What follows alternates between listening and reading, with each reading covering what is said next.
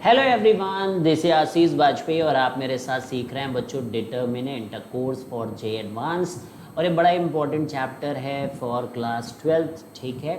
और बोर्ड वगैरह में भी इससे क्वेश्चन पूछे जाते हैं और सभी जगह इसका क्रॉस यूज़ भी बहुत सारा है, मतलब कई सारे चैप्टर्स के साथ इस कॉन्सेप्ट को मिलाया जा सकता है। तो बड़ा ही इंपॉर्टेंट है बच्चों, आपको ज़रूर देखने को मिलता है पेपर्स में। तो अगर आपने अभी तक आशीष वाजपेयी चैनल को सब्सक्राइब नहीं किया तो फटाफट सब्सक्राइब कर लें, ब्राइट बेन ट्यूटोरियल्स के ऐप को इंस्टॉल कर लें और सब कोर्सेज कंटेंट वहाँ पर देखें और अपने लिए बेस्ट कोर्सेज वहाँ पर देख सकते हैं। तो बच्चों ये 14 chapters and this is 30th chapter, 30th chapter and few chapters are left in class 12 course, ठीक है। तो चलिए स्टार्ट करते हैं। पहले हम समझते हैं कि डिटर्मिनेंट वगैरह क्या होता है और कैसे इसकी पढ़ाई करनी है हमें, ठीक है। तो डिटर्मिनेंट की मिक्सिंग किन किन चैप्टर्स के साथ हो सकती है। It's a very very important chapter, क्योंकि क्वेश्चंस कम आते हैं और चैप्टर्स ज़्यादा रहते हैं। तो ऐसे चैप्टर्स ज़रूर देखे जाते हैं जिनके हेल्प से आप दूसरे चैप्टर्स के साथ चीज़ों को मिला सकते हैं। तो डिटर्मिनेंट की मिक्सिंग करके आप प्रोबेबिलिटी के क्वेश्चंस में भी ला सकते हो डिटर्मिनेंट्स को, ठीक है। इसकी मिक्सिंग करके आप इसको वेक्टर एंड 3D में ला सकते हो। एंड बहुत सारे वेक्टर एंड 3D के फॉर्मूले डिटर्मिनेंट के बेसिस पे रहते हैं। वेक्टर एंड 3D आने ही वाला है, प्रोबेबिलिटी आने ही वाला है, मैट्रिसेस इसके बाद आएगा उसके साथ भी। तो देखिए काफ़ी रिलेटेड कॉन्सेप्ट्स हैं ये। और कोऑर्डिनेट ज्योमेट्री में आपने बहुत जगह एरिया के फॉर्मूले में डिटर्मिनेंट को देखा ही है। कई बार मेरे को बताना भी पड़ता था, देखो ये डिटर्मिनेंट होता है, देखो ये डिटर्मिनेंट होता है। क्रॉस प्रोडक्ट में वेक्टर का क्रॉस प्रोडक्ट निकालते वक्त डिटर्मिनेंट आपको बताना पड़ता था। और साथ में कॉम्प्लेक्स नंबर के अंदर भी डिटर्मिनेंट को यूज़ किया जा सकता है। उसके अंदर पता चला कॉम्प्लेक्स नंबर की चीज़ें लिख दी गई और डिटर्मिनेंट सॉल्व करना है। तो ये सब चैप्टर्स के साथ आप ज़्यादातर लाने को तो कहीं पे भी लाया जा सकता है। डिटर्मिनेंट में फंक्शन क्रिएट किया जा सकता है, तो कैलकुलस को भी लाया जा सकता है, लाने को तो कुछ भी लाया जा सकता है। लेकिन these are the chapters where इसकी मिक्सिंग मिलती ही मिलती है, ठीक है। तो अकेला क्वेश्चन डिटर्मिनेंट का कभी नहीं मिलेगा, उसमें मिक्सिंग जरूर आपको मिलेगी। तो चलिए समझते हैं कि डिटर्मिनेंट क्या होता है, क्योंकि अभी तक तो केवल आपको ज़्यादा से ज़्यादा 3x3 का डिटर्मिनेंट खोलना आता होगा। तो it is basically representation of data, represent करा जाता है डेटा को, मैट्रिक्स में भी किया जाता है, यहाँ पर भी किया जाता है। तो representation of data slash elements in square form. अब ये जो डेटा है वो स्क्वायर फॉर्म में रखा जाता है, डेटा रखा जाता है इसमें। स्क्वायर फॉर्म मतलब इसमें रोज़ होती हैं और कॉलम्स होते हैं, ठीक है। रोज़ होती हैं और कॉलम्स होती हैं। और स्क्वायर तब होता है जब नंबर ऑफ़ रोज़ जो होती हैं वो नंबर ऑफ़ कॉलम्स के बराबर होती हैं, नंबर ऑफ़ कॉलम्स के इक्वल होती हैं, तो यहाँ पर रोज़ होती है। तो number of rows is equal to number of columns, ठीक है। अब जैसे कि मान लीजिए मैं एक डिटर्मिनेंट बनाऊं तो आपको बहुत ही बढ़िया लगेगा। तो यहाँ पे देखिए जो एलिमेंट्स हैं उनको मैं लिख रहा हूँ A1 2 A1 3 और ऐसे A1n, ठीक है। ये क्या है समझेंगे हम लोग, A1 2 A2 2 और इस तरीके से ये A2n तक, और फिर ऐसे डैश डैश डैश करते हुए हम लोग लिख सकते हैं AN1 AN2 और ऐसे A डैश डैश ANn, यानी कि n स्क्वायर डेटा एलिमेंट्स इसके अंदर है। ये डिटर्मिनेंट है। इसमें आप देखिए कि नंबर ऑफ रोज़ और नंबर ऑफ कॉलम्स बराबर। रोज़ किसको बोलते हैं, ये रो 1 है, ये क्या है रो 2 है, और इधर से आपकी कॉलम्स गिनी जाती हैं, कॉलम 1 है और ये कॉलम 2 है, ठीक है। अब देखो यहाँ पे A11 लिखा होने का मतलब कि ये डेटा फर्स्ट रो और फर्स्ट कॉलम का। जैसे A22 लिखा है तो इसका मतलब ये डेटा सेकेंड रो यानी पहले रो और फिर कॉलम, सेकेंड रो और सेकेंड कॉलम का है। तो मान लीजिए यहाँ पर AIJ है तो ith रो, ये ith रो है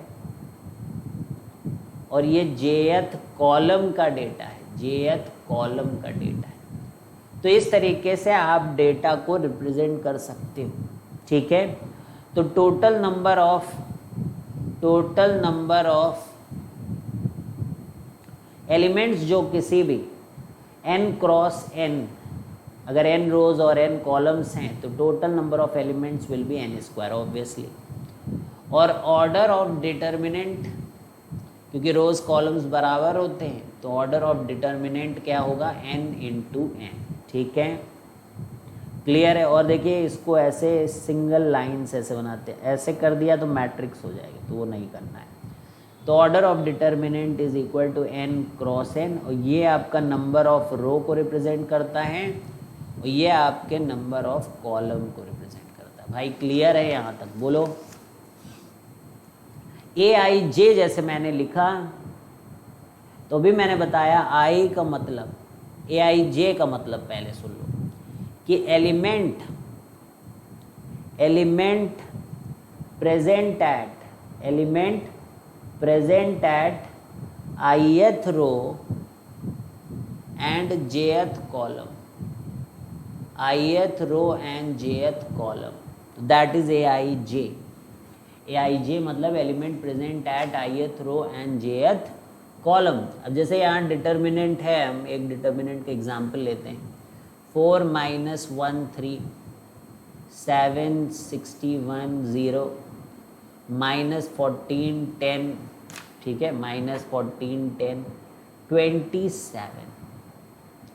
तो अगर मैं आपसे पूछूं कि A13 बताओ, A13, तो इसका मतलब फर्स्ट रो और थर्ड कॉलम का आप डेटा बताओ। तो पहले आप फर्स्ट रो में जाओगे, this is first row, first column, second column, third column, oh my god this is 3। तो ये इस तरीके से आपको पता चल जाएगा।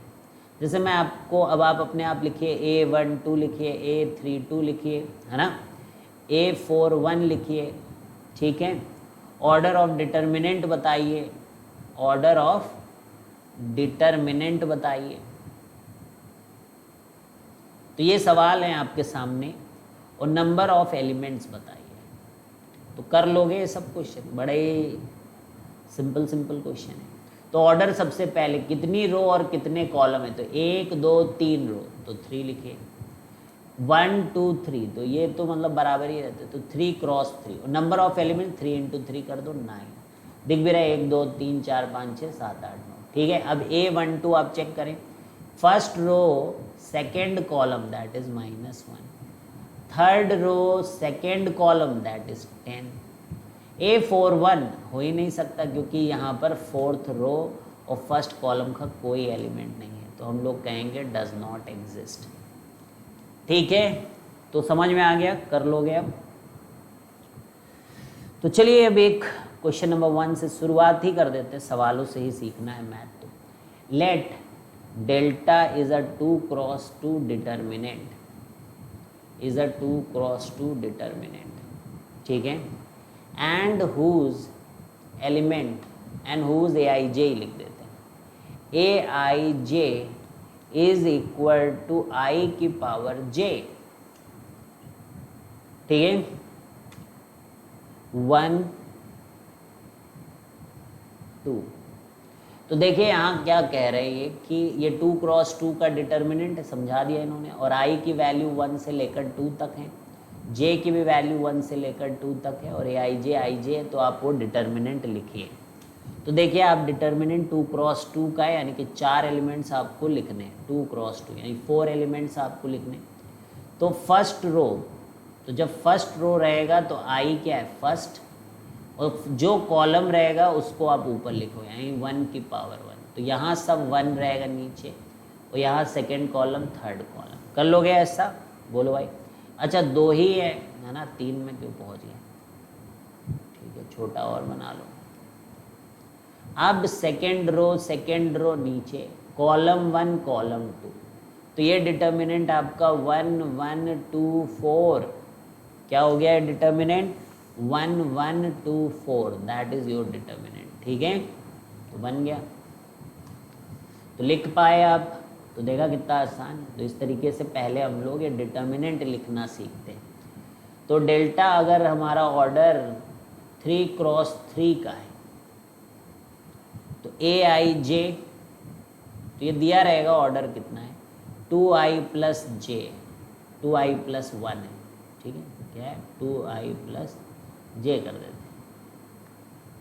तो और आपको समझने में दिक्कत नहीं होगी। i प्लस 2j की पावर i, अब ये 2 क्यों है भाई, ऐसे क्यों डिफाइन है कि जब i j बराबर नहीं है तो ये लिखना है, और जब i और j बराबर है तो ये लिखना है। अब देखो जब i बराबर j है तो j की जगह भी i रख दो, तो ये 3i की पावर i हो जाएगा। बोलो भाई। अब चले देखें कहाँ ये बराबर होते, कहाँ ये वो होते हैं। तो देखिए ये i ऐसे लिखोगे a11 a12 a13 a21 a22 a23 a31 a32 a33 ऐसे लिखोगे। तो इसमें i और j पता ही चल रहा है आपको, आगे वाला i है पीछे वाला j है, और ये बराबर है तो बराबर है, तो यहाँ रख दो i वाली वैल्यू, तो 3 की पावर 1। बोलो भैया सही है। तो पहले बराबर वाले कर लेते हैं, 3 2 जा 6 और i है 2 तो 6 का स्क्वायर, बहुत सही। और a33 बराबर वाले पहले कर रहे हैं, 3 3 जा 9 9 की पावर 3, तो ये हो गए आपके। तो 3 की पावर 1 6 का स्क्वायर 9 का क्यूब। अब ये तो भाई 2 टाइम्स i प्लस j, तो 2 इंटू 1 2 प्लस 2 4, बहुत प्यारे। 2 इंटू 1 2 प्लस 3 5, है ना, देख रहे हो। ये 2 2 जा 4 प्लस 1 5, समझ में आ रही बात। 2 2 जा 4 प्लस 3, ये 3 जोड़ा 7, यहीं से 2i प्लस j में i की ये वैल्यू j की वैल्यू, बस 2 3 जा 6 प्लस 1 7, 2 3 जा 6 प्लस 2 8, ये तो ये हमारा आंसर। तो बस, तो पहले आप देखोगे बुक्स में तो आपको ऐसे ही ये लिखना सिखाया जाएगा डिटर्मिनेंट। तो delta is order of 3 cross 3 and different type के फंक्शन आपको दिए रहेंगे, यहीं से लिख देते हैं। A I J is equal to I into J for I less than J. अच्छा, आई की पावर जे प्लस जे की power I, that is I is equal to J, बहुत बढ़िया। And J by I for I greater than J. ठीक है भाई, तो शुरू कर लेते हैं हम लोग 3 क्रॉस 3। फिर से छोटा सा करिए आप इधर साइड, क्योंकि उधर वैल्यू लिख देंगे, इधर ऐसे लिख देंगे, क्योंकि फिर अपने को आई जे दिखेगा। अच्छा देखो आई बराबर जे है, तो एक काम कर लीजिए, अब आई की पावर आई प्लस आई की power I, so that is 2 times I की पावर आई। ठीक है, तो a11 a12 a13। तो पहले तो आप जो है ऐसे सिंपल तरीके से करिए, और बाद में आप स्टेप्स वगैरह छोड़ सकते हैं। ठीक है, तो अब जैसे बराबर वाला है, तो यहाँ पर i की वैल्यू 1 है और i की पावर की भी, तो 2 इंटू 1 यानी कि 2 मैं लिख देता हूँ डायरेक्ट। यहाँ पे 2 है तो 2 इंटू 2 की पावर 2 यानी 4 2 जा 8, और यहाँ पे 3 है 3, तो 3 की पावर 3 यानी कि 27 इंटू 2, दैट इज 54। तो ये हो गया। अब जहाँ जहाँ i कम है, यहाँ i कम है j बड़ा है, यहाँ i कम है बड़ा है, तो ये ठीक है। यहाँ j i ज़्यादा है j से, तो मैं गोला ऐसे कर देता हूँ, वाइट से कर देता हूँ कि वहाँ दूसरे फॉर्मूले से काम चलेगा। ठीक है, इधर आपका j बड़ा है तो ये एलो से, यहाँ सब ये बड़ा है वाइट से, और ये वाले आपके ये। तो यहाँ देखिए आपका j is greater than i, देखिए ना 2 बड़ा है 1 से, 3 बड़ा है 1 से, 3 बड़ा है 2 से। इधर देखिए i बड़ा है, तो ये देख के हम लोग ये कर रहे हैं। तो ये येलो वाले में आपको ये फंक्शन अप्लाई करना है, और वाइट वाले में आपको ये फंक्शन अप्लाई करना है। तो अब शुरू हो जाइए। अब तो ये क्या कह रहे हैं, मल्टीप्लाई कर दो दोनों को, तो ये 2 हो जाएगा। ये क्या कह रहे हैं, मल्टीप्लाई कर दो दोनों को, तो 3 हो जाएगी। ये क्या कह रहे हैं, मल्टीप्लाई कर दो दोनों को, तो हो जाएगा ना 6। बहुत बढ़िया। यहाँ मल्टीप्लाई नहीं करना है, यहाँ पे j से i को डिवाइड करना है, तो 1/2 1/3 और 2/3।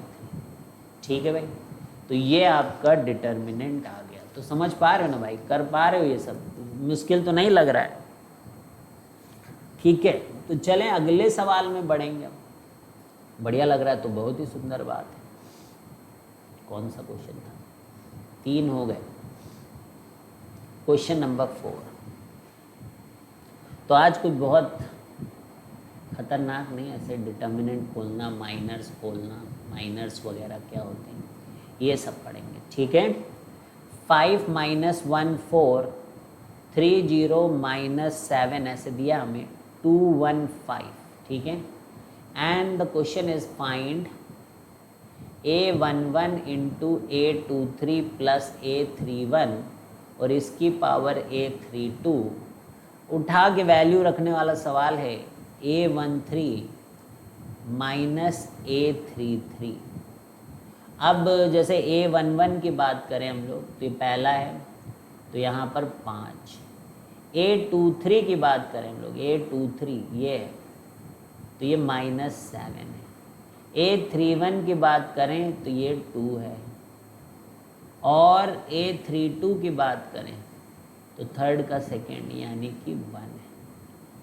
अच्छा ये कितना था? A13, ये फर्स्ट का थर्ड है यानी कि 4 है।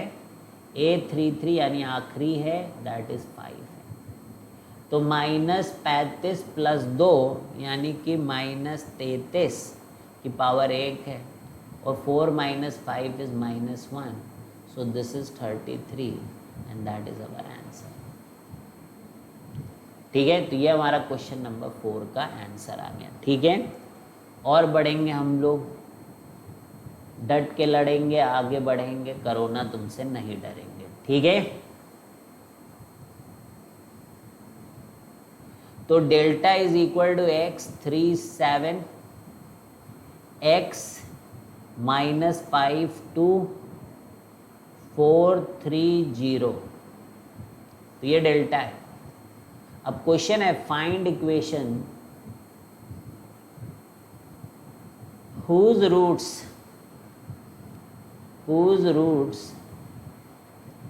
are double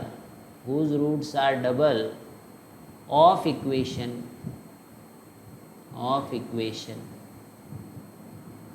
A21 A11 plus A22 A11 plus A31 is equal to 0। ठीक है भैया, देख रहे हो, अब इसमें अलजेब्रा ले आए हैं तो कुछ क्या है, वैल्यू रखो ना। A21 कौन है, यानी second row first column x।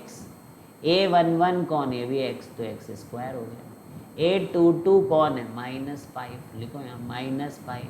A11 तो x, अरे क्वाड्रेटिक बनने लग रहे। A31 4, ओके, मतलब इसके रूट्स निकालो, तो x² - 5x + 4 is equal to 0 है, एंड दैट इम्प्लाइज कि 4 में से 5 4 1, ओके। तो x - 1 into x - 4 is equal to 0।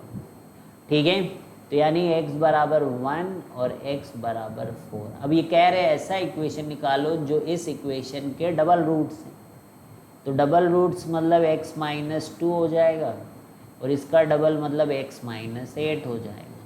दोनों का प्रोडक्ट करोगे तो x² - 10x + 16 is equal to 0। x² - 10x + 16 is equal to 0, that is. तो ये समझ लिया आपने, एलिमेंट्स, रोज, कॉलम्स, ऑर्डर, और फिर उनके बेसिस पे ये सब लिखना। अब नेक्स्ट जो हम लोग यहाँ पर देख रहे हैं, that is value of determinant. The third thing that we are trying to figure out is value कैसे निकाली जाती है डिटरमिनेंट की। ठीक है, ये हो सकता है पहले से भी आता हो, नहीं भी आता होगा, कोई बात नहीं। 2 क्रॉस A है, जैसे 2 क्रॉस 2 का AB है, CD है, तो यहाँ पर क्या होता है, नीचे की साइड जाने पे पॉजिटिव और ऊपर की तरफ जाने पे नेगेटिव है। ठीक है, ऐसा क्रॉस क्रॉस बना लीजिए आप। अब क्रॉस नहीं बनाना होता है, आपको पता ही रहता है। AD 2-3 बार क्वेश्चन करेंगे, आपको याद हो जाएगा, AD - BC। ठीक है, ये 2 क्रॉस 2 में डिटर्मिनेंट निकालने का एग्जाम्पल जैसे कि एक हम लोग करें 3 1 5 6, तो हम लोग क्या करेंगे, 3 × 6 - 1 × 5, अगर डिटर्मिनेंट की वैल्यू पूछी गई तो 18 - 5 is equal to 13। So this is how we figure out value of the determinant. अब देखो जैसे ट्रिग्नोमेट्रिक इक्वेशन चैप्टर पढ़ा है, अब यहीं से आपका ट्रिग्नोमेट्रिक इक्वेशन के भी भाई बना लिए जाएं और एक्स की वैल्यूज़ पूछ ली जाए तो ट्रिग्नोमेट्री का क्वेश्चन भी तो हो जाएगा। So now they are telling कि फाइंड एक्स, तो 2 sin x plus 1 is equal to 0। That implies कि sin x is equal to minus half. अब ये तो थर्ड और फोर्थ क्वाड्रेंट में होगा, या फिर आप ऐसे भी लिख सकते हो -π/6, लेकिन हमें जनरल सोल्यूशन बताना होता है प्यारे बच्चों, तो आपको याद होगा कि इसका x is equal to n π minus 1 की power n minus π/6। That is your क्या, that is your value of determinant, that is your value of determinant. ठीक है, अब नेक्स्ट वैल्यू ऑफ डिटर्मिनेंट का क्वेश्चन। तो मॉड एक्स, अब मान लीजिए वो नहीं पता, आपको दिक्कत हो जाएगी ना भाई, इसलिए कह रहे हैं कि कोई भी चैप्टर इसके अंदर आपका लाया जा सकता है। सो फाइंड एक्स, कुछ नहीं है, 4 times mod x -12 is equal to 0, तो 4 mod x is equal to 12, तो mod x is equal to 3 and x is equal to +-3, x is equal to +-3। तो चलिए नेक्स्ट हम लोग बढ़ रहे हैं माइनर।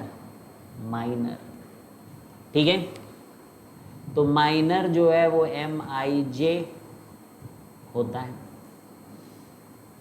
What is this? अब इसका मीनिंग क्या होता है देखिए, सब डिटर्मिनेंट का पार्ट होता है, सबसेट, जैसे सेट का पार्ट है सबसेट, है ना। तो डिटर्मिनेंट के अंदर डिटर्मिनेंट बनाना हमें, तो सब डिटर्मिनेंट आफ्टर रिमूविंग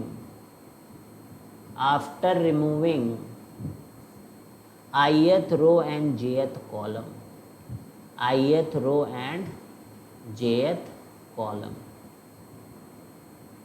ठीक है, तो sub determinant after removing ith row and jth column. तो कहने का क्या मतलब कि एक डिटर्मिनेंट अगर हम ले लें तो 1 - 2 4, 3 1 7 एंड 10 - 3 9। तो मान लीजिए हमसे कोई पूछ रहा है कि M11 निकालो, तो M11 क्या रहता था भाई, रो, और 1 क्या रहता कॉलम। तो आप फर्स्ट रो और फर्स्ट कॉलम हटा के जो डिटर्मिनेंट बचता है उसको लिखिए यहाँ पर। So that is 1 7 - 3 9। So M11 will become what? 9 + 21 and that will give you 30। तो आया समझ में? तो M11 निकाल लिया।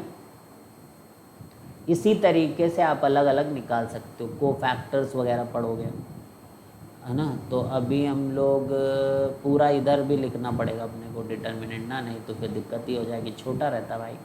3 1 7 एंड 10, क्योंकि बड़ा बड़ा लिखना पड़ता है, नहीं तो आप लोग दिखेगा नहीं। थोड़ा इधर और लिख लें कोने में, कोने में। तो इधर देखिए 1 - 2 4,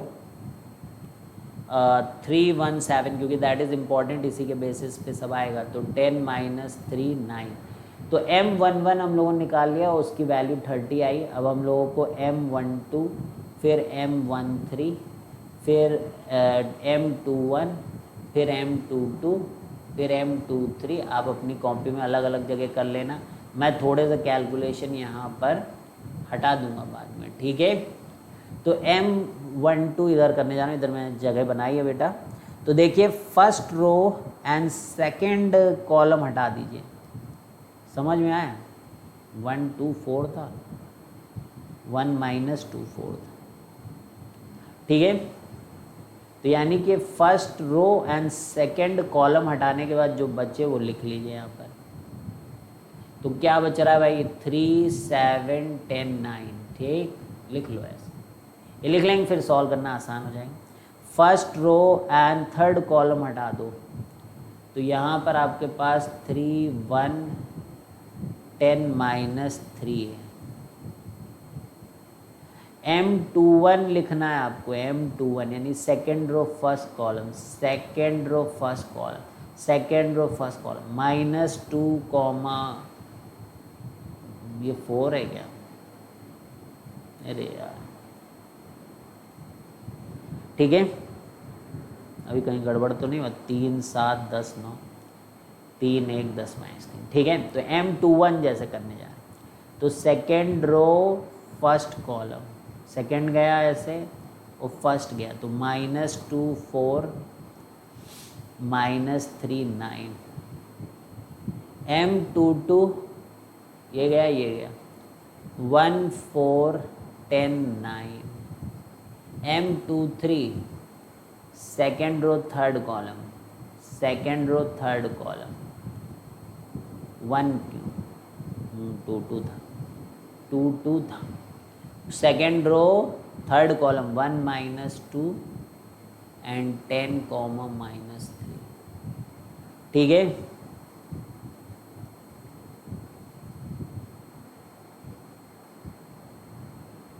M31 3 1 बचा क्या है? -2 4 -3 9, M31 M31 तो -2 1 7, 3 में तो गायब हो गया ना वो।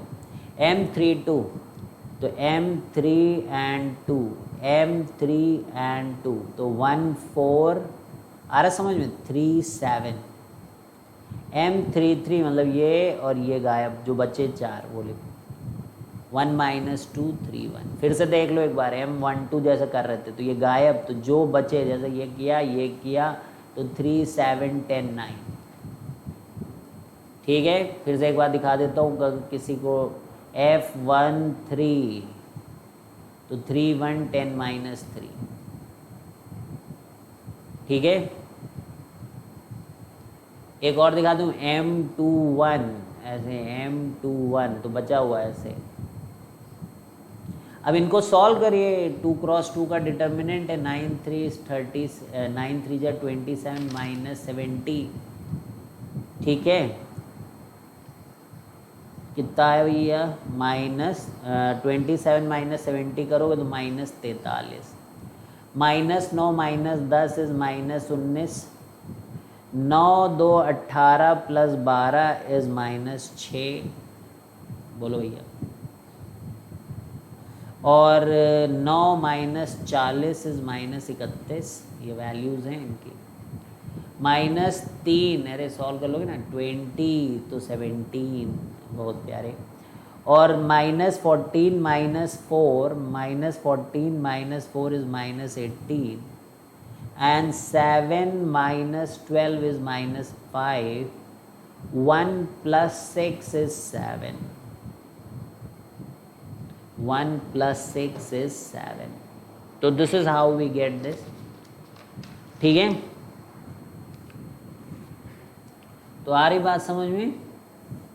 अब जैसे कि एक क्वेश्चन और कर लेते हैं हम लोग।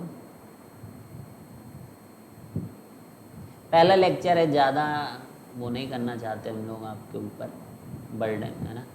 7 2 0 1 -4 and 5, so M22 upon M31 plus M13 upon M21 की वैल्यू क्या होगी? तो M22 जैसे मेरे को निकालना है, तो मैं ये और ये गायब कर दिया है ना, तो 4 3 1 5 जो नहीं कटा वो बचा है मैंने, और मैं हटा दिया, ठीक है। तो 4 5 20 -3 दैट इज 17, M31 निकालना है मुझे। तो तीसरी रो और पहला पूरा काटा करोगे ना, हटाने में आसानी है। M31 तो ये क्या होता है भाई, -13 2 0, तो ये 0 -6, तो दैट वाज -6। M13 देखिएगा, अरे वो कहाँ चला गया, M1 ये 1 और ये 3, तो M13 7 2 1 -4 तो -28 - 2 इज -30 और फिर बचता है M21